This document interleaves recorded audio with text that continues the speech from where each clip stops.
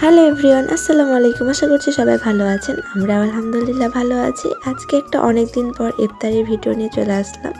আমরা ইফতারির সব জোগাড় যন্ত্র করে চলে গেলাম পানি আনতে ডাড়াই সবাই মিলে।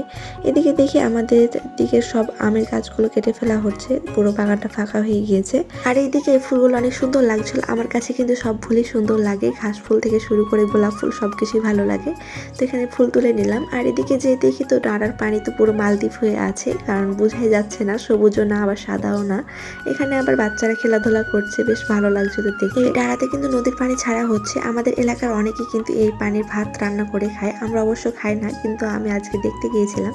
আর এই পানিগুলো দিয়ে নাকি ক্ষীর রান্না করা হবে, যেহেতু আজকে ইফতারি আছে, ক্ষীর খিচুড়ি, তাই আমরাও চলে গেলাম। এইদিকে বাড়ি এসে দেখি কোরআন পড়ার জন্য ছাত্ররা চলে এসেছে আর রান্না বান্নার কাজও শুরু হয়ে গিয়েছে। তো এতক্ষণ পর্যন্ত যারা আমার ভিডিওটি দেখেছেন তাদেরকে অসংখ্য ধন্যবাদ। সবাই ভালো থাকবেন। আল্লাহ হাফিজ।